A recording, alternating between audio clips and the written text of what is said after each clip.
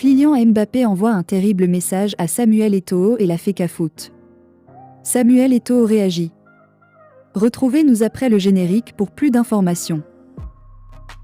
Avant de commencer, n'oubliez pas de vous abonner et d'activer la cloche de notification car cela va vous permettre de ne plus manquer à nos prochaines vidéos. C'est parti!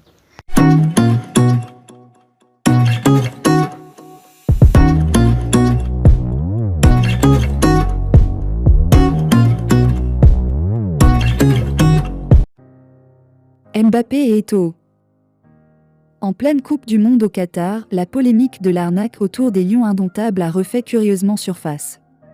Les rumeurs faisant état des demandes de rançon afin de se faire sélectionner ont vite refait surface avec le but d'Embolo face au Cameroun. Dans la foulée, une vieille rumeur concernant Mbappé a été réactualisée. Mais qu'en est-il réellement ? Depuis plusieurs années, de folles rumeurs attribuaient à Wilfried Mbappé le fait qu'il aurait affirmé qu'un responsable de la Fecafoot aurait exigé un paiement avant que son fils ne puisse rejoindre les Lions indomptables. Des propos difficilement vérifiables ont été attribués au papa de la star du football mondial. Mais Kylian Mbappé mit fin aux spéculations. Oui, j'ai déjà entendu parler de cette tendance sur les réseaux sociaux, c'était une surprise. Dès mon premier match professionnel à Monaco, je ne pense pas que les autres fédérations aient eu assez de temps pour s'attacher avec moi ou ma famille. Pas celle de l'Algérie, pas celle du Cameroun. J'ai intégré l'équipe de France si vite, a déclaré le champion du monde 2018. Quelle est la source de ces informations sur les réseaux sociaux ? C'est malheureux quand des personnes mal intentionnées tentent de ternir notre image.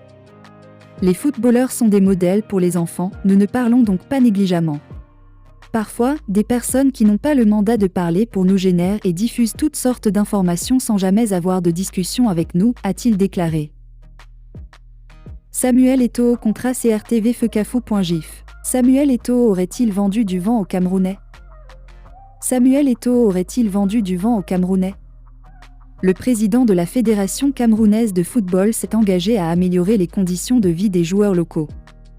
Le média français Canal+ avait indiqué récemment que le salaire des joueurs de l'Elite One était désormais fixé à 200 000 francs CFA.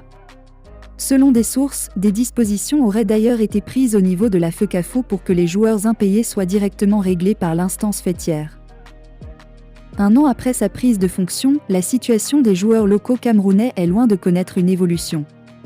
Dans un entretien accordé à CFOot, le journaliste Alain Denis Icoul révèle que plusieurs joueurs attendent toujours leur salaire de la saison écoulée. Les salaires des joueurs d'élite, même la saison dernière, ne sont pas payés dans la plupart des clubs. Ceux qui font semblant de payer paient largement en dessous du SMIC, et la Fecafoot le sait, a-t-il déclaré.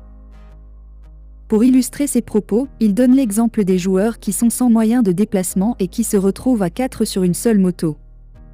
4 footballeurs d'un club de Douala bâchés sur une même moto, et cela m'a choqué. Je me suis directement demandé si c'est à ces mecs qu'on dit avoir garanti un salaire minimum de 200 000 francs par mois. Non, il faut que l'on se dise des vérités. Poursuit-il. La situation des joueurs locaux camerounais selon Icoul n'échappe pas à la Fédération camerounaise de football. La Fecafoot serait d'ailleurs complice du mauvais traitement de la relève du football national.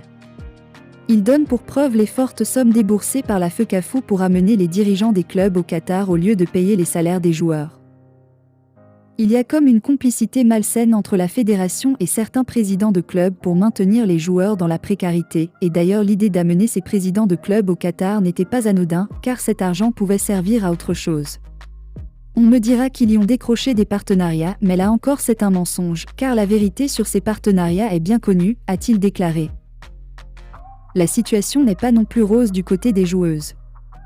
La Fédération camerounaise de football a divisé de moitié les salaires des filles, faisant planer des doutes sur la santé financière de l'instance.